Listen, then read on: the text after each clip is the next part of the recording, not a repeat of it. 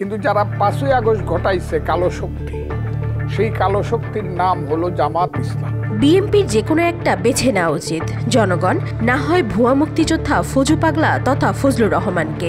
এমনই মন্তব্য করেছেন প্রবাসী সাংবাদিক ইলিয়াস হোসেন।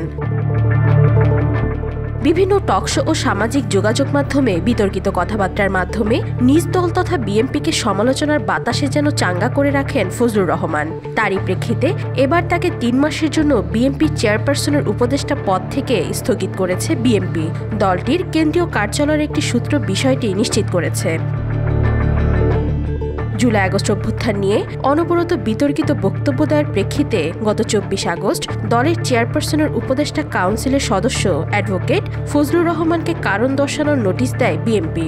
কিন্তু তিনি সেই নোটিশের লিখিত জবাব দিলেও তা অসন্তোষজনক বলে মন্তব্য করেছে দল।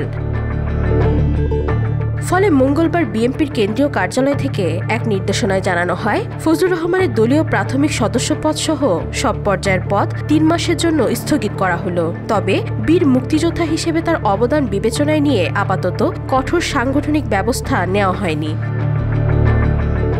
চিঠিতে আরও সতর্ক করা হয়েছে, এখন থেকে তিনি কোনো টকশো বা সামাজিক যোগাযোগ মাধ্যমে এমন কোনো মন্তব্য করতে পারবেন না যা দলের নীতিমালা কিংবা দেশের মর্যাদার ক্ষতি করে বা জনগণের ধর্মীয় অনুভূতিতে আঘাত হানে।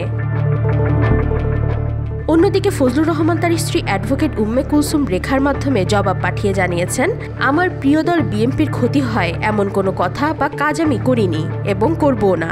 আমি সুবিচার পাবো বলে আশাবাদী এবং দলের বৃহত্তর স্বার্থে যে কোনো সিদ্ধান্তের প্রতি সর্বদা অনুগত থাকব। উল্লেখ্য, বিএনপির জ্যেষ্ঠ যুগ্ম মহাসচিব রুহুল কবির রিজভী স্বাক্ষরিত নোটিশে অভিযোগ আনা হয়েছে যে ফজলুর রহমান জুলাই আগস্ট আন্দোলন ও শহীদদের নিয়ে বিভ্রান্তিকর মন্তব্য দিয়ে জনগণের ক্ষোভ সৃষ্টি করেছে এবং দলের ভাবমূর্তি নষ্ট করার চেষ্টা করেছেন। ওয়াহিদা পারভীন ইশিতা, আজকাল।